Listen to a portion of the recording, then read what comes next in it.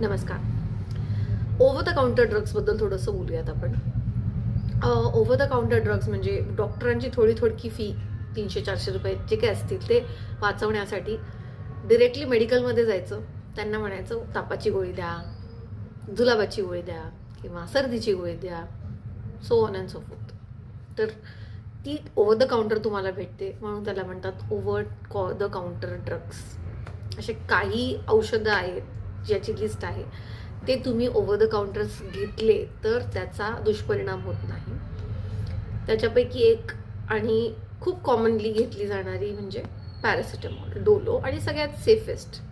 पण त्या व्यतिरिक्त काही ओव्हर द काउंटर ड्रग्स घेण्यात येतात. रिसेंटली पाहिलेला एक्सपिरियन्स त्याच्यावरतूनच हा व्हिडिओ मी बनवते आहे. एका लहान मुलाला, बाळाला जुलाबासाठी ओव्हर द काउंटर लोमोटिल घेण्यात आली. तर लोमोटिल तुमच्या शरीरावर काय काम करते?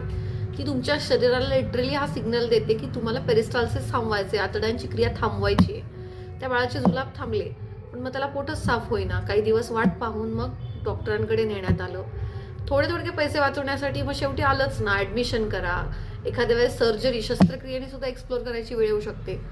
तर कशासाठी?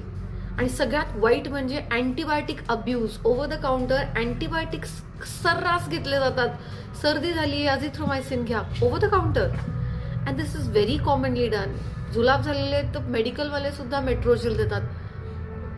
Avoid all this. Over the counter तुम्ही फार तर अगदीच पॅरासिटामॉल सगळ्यात जास्त सेफ आहे. आम्ही अगदी पेन किलरच्या सुद्धा भयानक केसेस पाहिलेल्या आहेत. डायक्लोफेनॅकमुळे आलेल्या रिॲक्शन्स, त्याच्यामुळे पेशंट एमर्जन्सीमध्ये ॲडमिट करायला लागतो because they go in shock.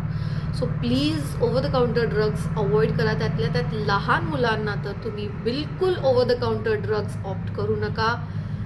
डॉक्टरांकडे जा. त्यांच्या सल्ल्यानेच, त्यांच्या मार्गदर्शनानेच योग्य तो पुढचा स्टेप घ्या.